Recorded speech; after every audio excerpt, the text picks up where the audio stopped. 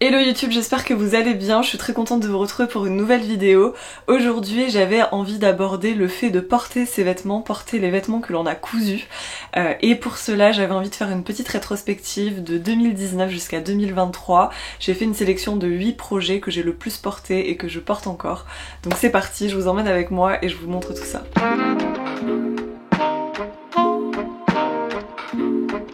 Pour vous donner un peu plus de détails concernant ces vêtements, il s'agit vraiment de vêtements dont je ne me suis pas séparée, de projets couture que j'aime toujours encore, qui correspondent toujours à mon style, et pour lesquels finalement je ne me suis pas trompée du tout en faisant des associations de patrons et de tissus. J'ai trouvé que c'était intéressant de vous partager ça parce qu'au-delà de créer et de coudre ces vêtements, pour moi le plus important c'est vraiment de les porter au quotidien et c'est ce que j'essaye de faire chaque jour. Donc si vous me suivez sur Instagram, vous voyez que je porte énormément mes projets couture.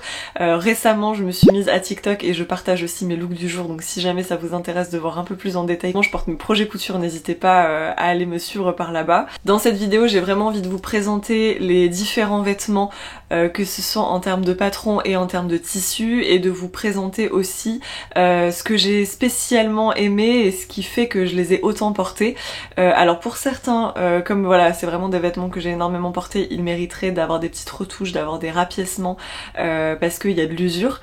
Néanmoins ça reste des projets qui sont tout à fait portables au quotidien. Donc voilà, je vous préciserai un peu tous ces détails là et je me suis dit que ce serait inspirant pour vous d'avoir un retour sur ces vêtements que j'ai énormément portés et qui sont du coup complètement adaptés au quotidien. Ce sont pas juste des vêtements pour que l'on va porter pour un shooting, pour faire des photos, pour un événement. Voilà, là c'est vraiment des vêtements du quotidien. On va commencer par la première pièce et c'est la seule que je n'ai pas avec moi, j'ai pas eu le courage d'aller sortir mes manteaux d'hiver qui sont rangés, bien rangés dans des caisses au garage. Du coup la première pièce, je ne vous la montre pas là en caméra mais je vous posterai des photos pour chacune des pièces. Cette pièce là c'est la veste Claudie d'Atelier Scamit que j'ai cousue en janvier 2019. Bon, je vais peut-être regarder un petit peu en bas parce que j'ai mes petites notes, j'ai pas tout en mémoire pour ce qui est des dates. Mais en gros j'ai cousu cette veste Claudie en 2019, c'était ma première veste en fausse fourrure, ma première veste tout court peut-être. J'en avais fait une en tweed il me semble juste avant, mais voilà c'était la première veste doublée avec une vraie fabrication, avec des belles finitions. Je me suis tournée vers Atelier Scamit parce que c'est clairement la marque de patron qui à l'époque m'apprenait les techniques dont j'avais besoin pour progresser. Donc à chaque fois que j'avais envie d'apprendre voilà des fronces, doubler un vêtement, etc., je me tournais toujours vers Atelier Scamit parce que je trouvais que ses explications étaient très claires. Et c'est toujours le cas aujourd'hui d'ailleurs. Du coup, j'ai cousu cette veste Claudie en fausse fourrure. C'était une fausse fourrure que m'avait offert le site internet Mercerine, Mercerine sur Instagram. Et j'ai toujours cette veste, je l'ai énormément portée, je l'avais portée pour mon premier CSF, je me rappelle, j'étais très fière d'avoir réalisé cette veste-là. C'est une veste aujourd'hui que je peux toujours porter. Elle a la doublure qui se détache un peu au niveau des poignets, mais franchement rien de choquant, ça mériterait un tout petit point pour pouvoir continuer d'être portée, et la fausse fourrure a très bien vieilli dans le temps et dans les années, donc vraiment c'est un projet que j'aime toujours autant. Je suis toujours fan de la coupe. Alors c'était la première fois que j'osais pas que j'osais hacker parce que j'avais déjà fait quelques hacks, mais que j'osais vraiment me projeter sur une modification de patron sur un vêtement qui soit un peu technique. À l'époque pour moi c'était technique de réaliser cette veste là, et j'avais quand même raccourci la hauteur de la veste, ce qui fait qu'elle était un peu crop, donc c'était totalement volontaire parce que je voulais mettre en valeur mes pantalons taille haute et le fait de bien dessiner, marquer la taille pour ce genre de tenue. Moi personnellement j'aime bien porter des vêtements, les bas surtout assez taille haute, et du coup quand je viens un peu raccourcir la hauteur d'une veste, je trouve que c'est beaucoup plus harmonieux sur ma silhouette. Donc c'était ce que je m'étais essayé à faire pour cette veste là et ça rendait super bien, donc voilà, j'étais hyper contente du résultat. Et vraiment cette veste j'ai vraiment de l'affection pour elle parce que je l'ai portée pour des moments hyper importants, et je l'aime énormément, je la trouve toujours aussi jolie, donc voilà pour ce premier projet.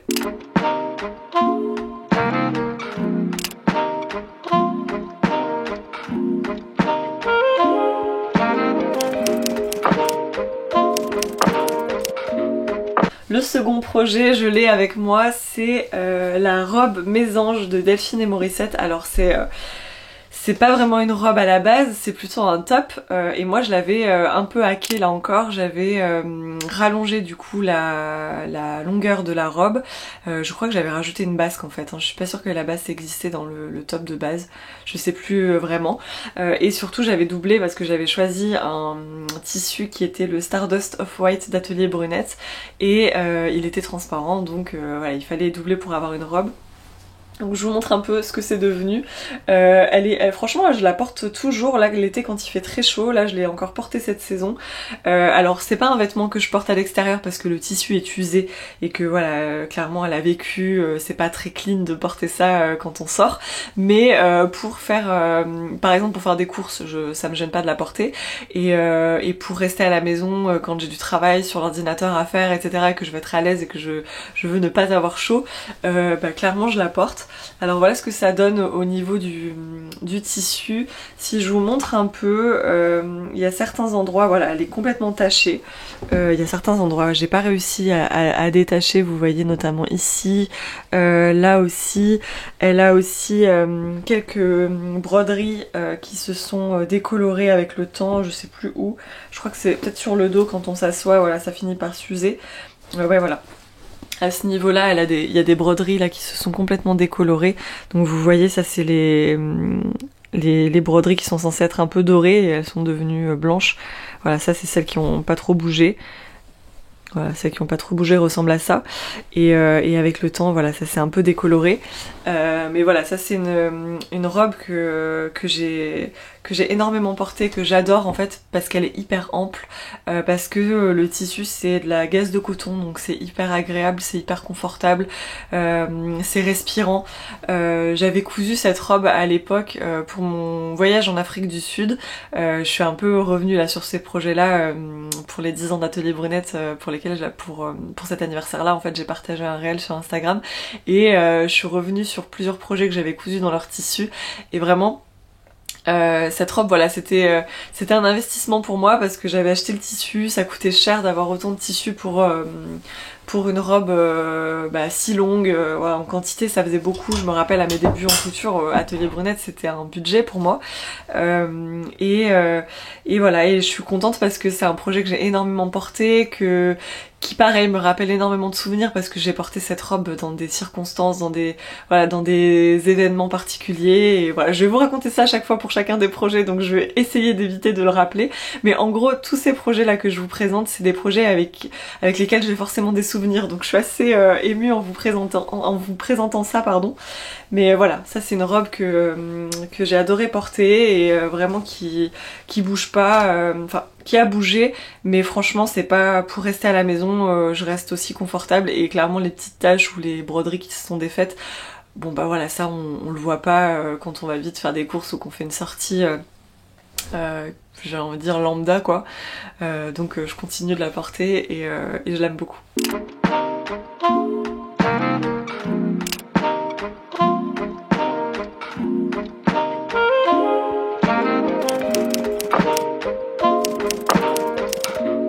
Bon, dans la même veine, en fait j'ai compté un projet pour ces deux projets-là parce que je les ai cousus vraiment à la même époque, au même moment pour les mêmes choses, pour du confort, pour avoir des robes d'été qui soient agréables à porter dans lesquelles on n'a pas chaud.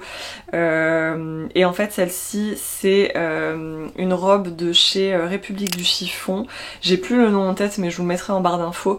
Et je l'avais cousue dans le tissu Sunset d'Atelier Brunette. Donc pareil, j'avais doublé. Vraiment c'est le même contexte que la robe Mésange. Sauf que là voilà, j'étais partie sur le tissu Sunset et sur un autre patron. Mais on est sur un tissu très agréable, très confortable. Et sur une coupe, une robe en fait très ample, donc forcément très agréable à porter quand il fait chaud. Elle aussi, je l'ai énormément portée, elle a bougé à certains endroits, voilà, les coutures commencent à se trouer, là si je vous montre un peu ici, voilà, ça commence à se défaire, ce petit raccord de biais était pas net, et du coup ça s'effiloche, voilà, il y a des petits, voilà, je crois qu'à l'emmanchure ici, je commence à avoir des petits trous, mais voilà, c'est une robe que je porte quand même encore, même dehors, hein, celle-ci m'arrive de la porter, parce que je l'aime trop, je suis trop confortable dedans, et quand j'ai besoin de confort, je vais vers ça, c'est mes valeurs sûres. Donc voilà pour ce deuxième projet qui en fait est un peu raccord avec le premier, donc ça compte pour un seul.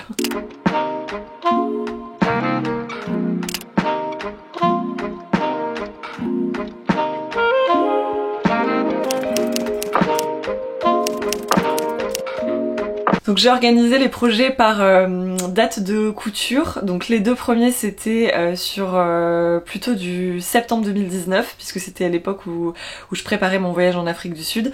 Et là sur ce deuxième projet du coup on est sur une blouse Louise Mum d'Icati que j'avais cousue en décembre 2019 cette fois-ci. Donc là on est plus sur un projet d'automne et je suis encore, je suis partie sur Icati parce qu'à l'époque c'était vraiment la marque qui proposait des voilà, avec Atelier Scamit, qui proposait des jolies blouses avec des volants un peu travaillés, des choses voilà qu'on n'avait pas l'habitude de voir partout, et moi ça m'avait beaucoup plu, et je me rappelle à cette époque-là j'avais fait une collaboration avec une petite boutique qui s'appelle Couture et Compagnie à Bordeaux, et donc elle m'avait offert ce patron là et ce tissu là qui est un tissu Liberty qui s'appelle Little Eustacia il me semble, et j'avais adoré en fait la couleur, voilà, les couleurs un peu bordeaux, un peu bleu marine, ça allait très bien du coup avec des jeans, et j'avais porté cette blouse à de nombreuses reprises avec la veste Claudie dont je vous parlais au tout début de la vidéo. C'était mon look pour aller à mon premier CSF et j'avais trop aimé cette tenue. Tout le monde m'avait fait énormément de compliments, voilà, c'est resté. Cette blouse je continue de la porter parce que ça reste des couleurs qui me plaisent toujours. Je m'étais tellement appliquée sur les finitions que rien n'a bougé. Franchement après le Liberty c'est pareil, hein, c'est un tissu d'une qualité incroyable, et du coup bah on le voit sur le temps, hein, finalement cette blouse a été cousue en septembre 2019 et je l'ai portée tous les automnes, voire tous les hivers même depuis 2019. Certaines fois je l'associais avec un petit pull par dessus, je faisais juste ressortir le col, et vraiment elle a pas bougé quoi, après de nombreux lavages, même la couleur n'a même pas passé, donc voilà, ça me conforte dans l'idée que d'acheter des tissus Liberty, ça reste dans le temps, même si on croit que ça va être un peu qu'il y a cet aspect je vais m'enlacer, etc. C'est du motif. Au final, si on choisit le bon motif avec les bonnes couleurs qui s'associent à d'autres pièces de notre garde-robe, on reste sur des vêtements qui ont de la durée et qui vont être durables tout simplement. Donc voilà, je m'étais vraiment appliquée sur les finitions, regardez, j'avais fait des petites surpiqûres absolument partout, là devant, sur le V, hop, ici, les petits volants au niveau du col, c'était complètement, vraiment trop mignon. J'avais fait des jolis poignets aussi, hop, avec pareil, toujours la surpiqûre. Et la petite fente indéchirable. Alors la fente indéchirable c'est le seul endroit où ça a bougé parce que c'était mes premières et que j'étais pas très forte. Mais franchement rien de trop visible. Et du coup ça me fait penser qu'en fait sur les tissus comme ça à motif c'est pareil, on voit beaucoup moins les défauts. Donc si je peux donner un conseil à celles qui débutent, n'hésitez pas à choisir du motif parce qu'on verra vraiment moins les défauts et ça vous permettra de garder vos cousettes beaucoup plus longtemps. Donc voilà pour cette petite blouse qui du coup était le troisième projet.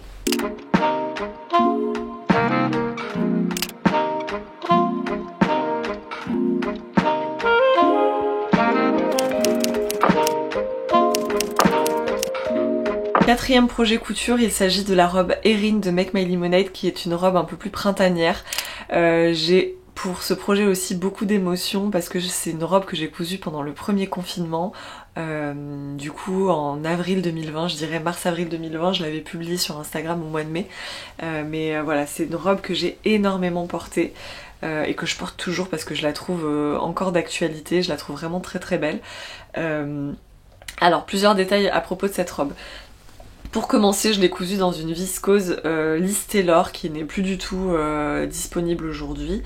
C'était, je crois, dans ses premières collections, les premiers tissus qu'elle avait lancés. Et elle m'avait offert le tissu, voilà, j'avais eu un coup de cœur et elle m'avait dit bah si tu veux je te l'offre, donc effectivement j'avais pas refusé cette proposition. Et donc la robe Erin, on est sur une robe qui est comme ça, voilà, avec une petite encolure. Un petit col Mao, c'est une encolure tunisienne je dirais, avec voilà les deux sous-pattes là qu'on a au niveau du décolleté. Il y avait un petit volant sur toute l'encolure, mais ça je l'avais rajouté, c'était un petit hack parce que c'était pas du tout proposé sur le patron, je crois pas. Qu'est-ce que je peux vous dire d'autre? Vous avez des petites manches comme ça, et puis après c'est vraiment un jeu de basque. Elle est très très longue, je vous montrerai dans les photos. Moi je m'étais amusée à réaliser un ourlet rouloté pour chacun des volants, chacune des basques, et c'était un ourlet rouloté doré. C'était la première fois que je faisais ça, je vous montre. Alors ça a pas mal vécu hein, parce que je l'ai énormément porté et qu'elle elle a subi pas mal de lavage, mais franchement ça n'a pas trop bougé pour voir la qualité de... Enfin, pour voir ce que ça a subi hein, avec le temps. Donc j'avais fait une petite basque ici et j'en avais fait une là. Pareil, j'avais utilisé cet aspect rouloté au niveau du haut du volant. Je crois que sur la deuxième aussi, voilà, en haut pareil. Vous voyez, donc ça contraste assez. On voit du coup que la basque est cousue à même le tissu grâce à ce petit fil doré en fait qui vient apporter du relief. La viscose Liz Taylor, elle a aussi un petit liseré doré, un petit fil lurex, donc c'est pour ça que j'étais partie sur cette finition. Je m'étais dit que c'était sympa de faire un petit rappel. Donc c'est une robe qui est assez longue à coudre, qui est pas forcément compliquée mais qui est très longue, et en fait pendant ce confinement, voilà, on avait le temps. Je me rappelle, moi j'étais en full télétravail, donc je passais toutes mes pauses déj et mes soirées à coudre, et voilà, j'étais très contente de cette robe, et je l'ai énormément portée parce que pareil, c'est une viscose, donc c'est agréable, c'est léger, on est sur des couleurs qui sont toujours d'actualité, que je porte toujours. La forme elle est très ample au final, là si vous regardez on est que sur des formes qui sont très amples, donc voilà, moi je sais que c'est le genre de forme qui me correspond et avec lesquelles je me sens bien, avec lesquelles je peux tout faire en fait. Je peux aussi bien rester à la maison sur l'ordinateur ou à coudre toute la journée en étant assise, je vais pas ressentir, je vais pas être serrée, je vais être confortable, et en même temps si je sors avec, avec quelques accessoires, les bonnes chaussures, le bon sac à main, de suite ça fait habiller, donc voilà, ça fait partie des projets que je ne regrette pas d'avoir cousu et que je suis très contente de posséder encore.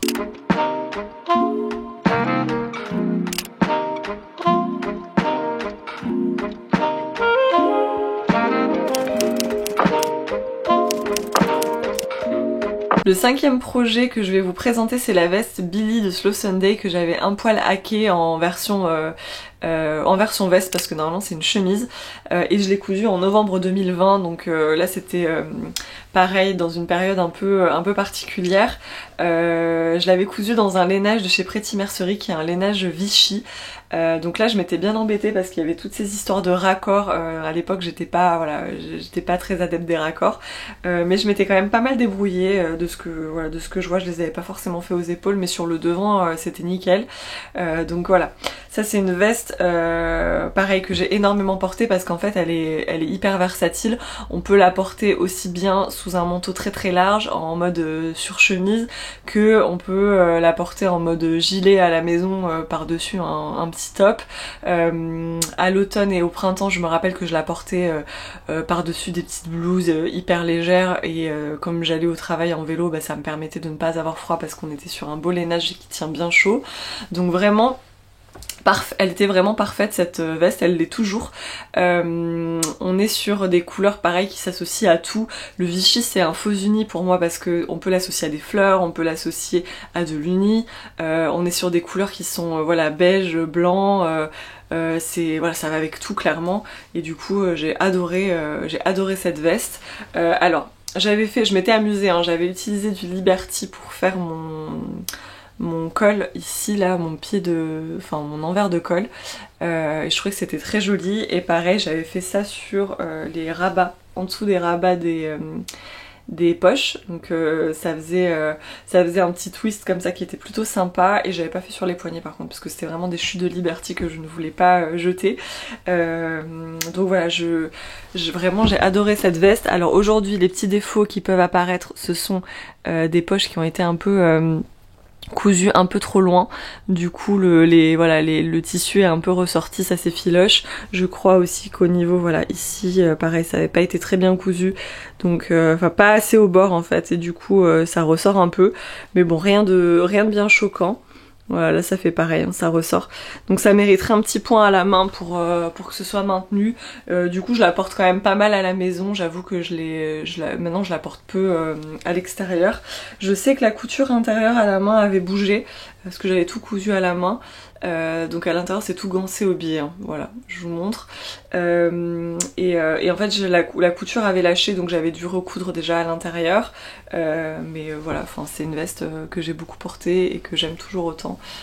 Donc voilà, elle a un détail de fente capucin là au niveau du bas de manche. Et au dos on a un joli pli comme ça avec l'empiècement. Donc là j'avais pas très bien fait mes raccords. En même temps c'était pas évident avec le pli, c'est quand même moins facile. J'ai quand même mon raccord au niveau du pied de colle, donc ça c'était cool.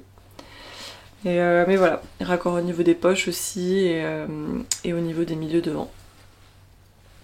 Voilà pour ce projet.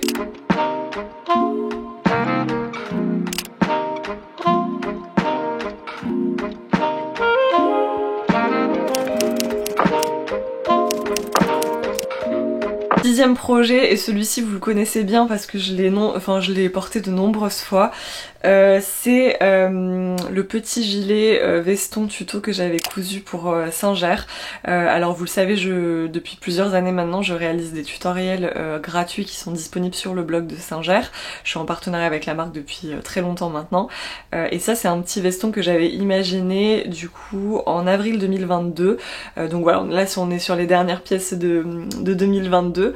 J'avais imaginé ça parce que j'adorais ce style en fait de petits vestons à porter par-dessus des robes, par-dessus des blouses, et c'était la période où je découvrais les indiennes. J'en ai cousu quelques-unes cette année-là. J'avais acheté celle-ci chez Namasté Fabrics que je trouvais trop belle, voilà, j'avais proposé ce tuto qu'on réalise à partir d'un t-shirt, donc il n'y a pas de patron, et ça permet d'obtenir voilà, ce genre de petite veste que moi j'ai cousu dans plein de couleurs et dans plein de tissus différents par la suite, parce que vraiment ça s'associe, en fait ça vient accessoiriser un look hyper facilement, et je trouve que ça fait toute une tenue, donc voilà, j'ai adoré faire ce projet là, et je l'avais rendu réversible pour pouvoir le porter de deux façons différentes. Donc il y a la version un peu color block sur l'envers, vert et rose, et la version en indienne du coup que j'avais fait sur l'extérieur. Il me tarde d'être en automne ou au printemps, que les températures sont un peu plus douces pour pouvoir porter ce genre de pièces, parce que je trouve que ça habille toute une tenue.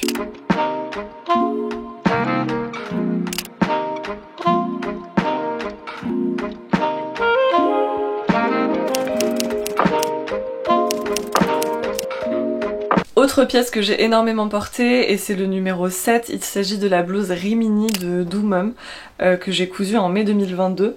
Et elle sent le parfum parce que je l'ai portée récemment. C'est une blouse que j'ai cousue dans un coton smoké, un voile de coton smoké de chez Bimercerine. Ça aussi c'était une collaboration que j'avais fait avec ce site. Et franchement j'ai adoré coudre cette blouse. Elle est hyper simple à faire, et c'est le genre de pièce dans laquelle on est trop confortable, qui est hyper agréable à porter au quotidien.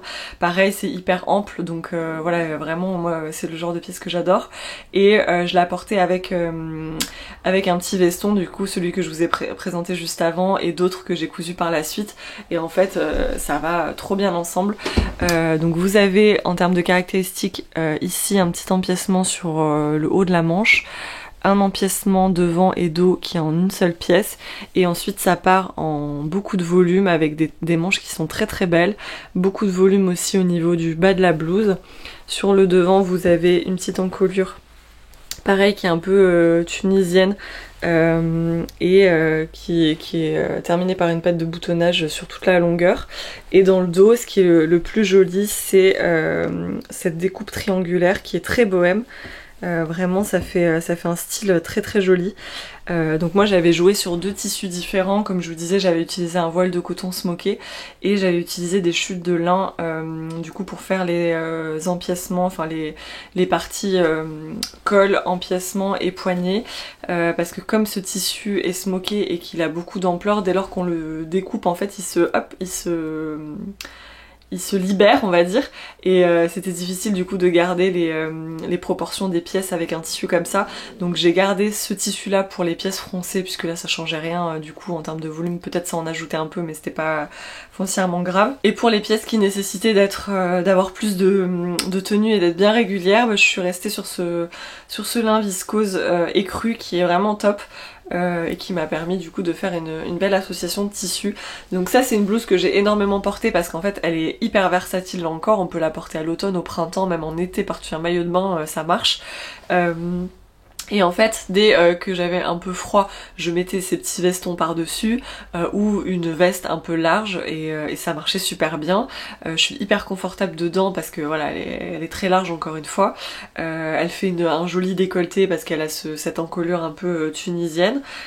Puis c'est écru, donc voilà, ça va avec tout, n'importe quel pantalon, ça ira très bien. Donc voilà, je pense que j'ai fait le tour pour cette pièce-là et clairement j'ai trop hâte que les températures baissent pour pouvoir la porter à nouveau.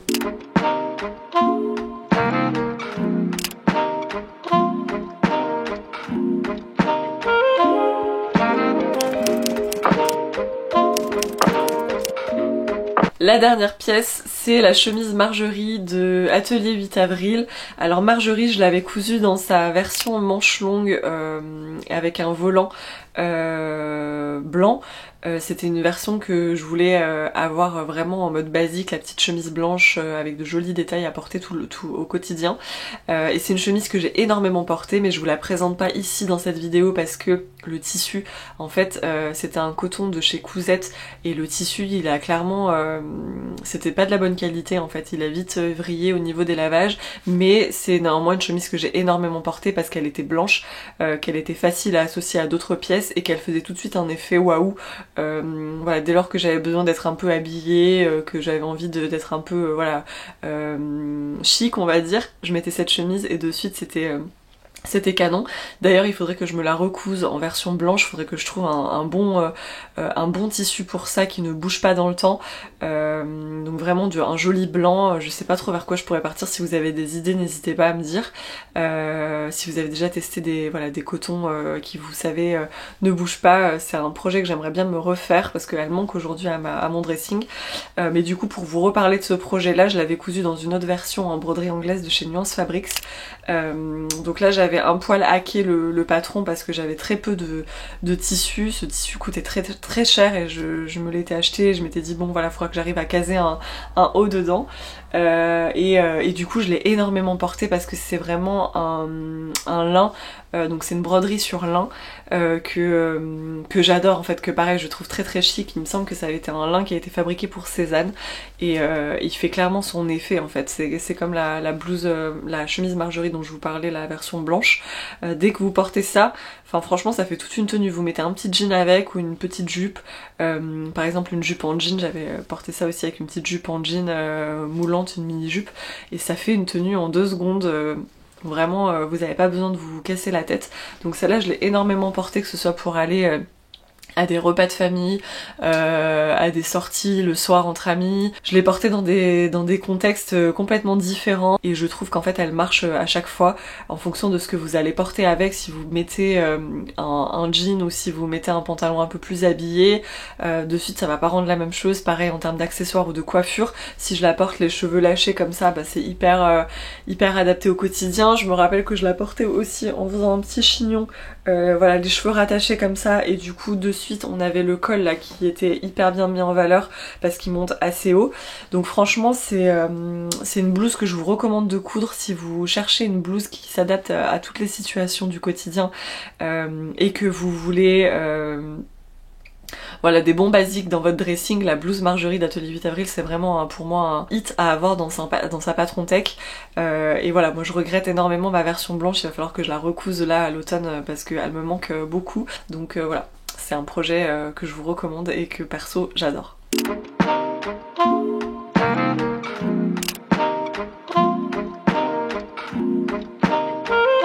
Et voilà, nous avons fait le tour des 8 projets que j'ai le plus porté depuis 2019 et jusqu'à 2022. C'est vraiment des projets, là, le fait d'en avoir reparlé, de vous les avoir présentés, ça me remémore énormément de souvenirs. Et je suis trop contente en fait d'avoir pu coudre ces vêtements-là. C'est là que je me dis que la couture, ça a vraiment un impact énorme en fait sur notre quotidien, parce que porter ces vêtements tous les jours, les emmener dans nos... dans les événements, que ce soit des anniversaires, que ce soit des repas de famille, que ce soit des journées au boulot, où on vit des choses un peu particulières.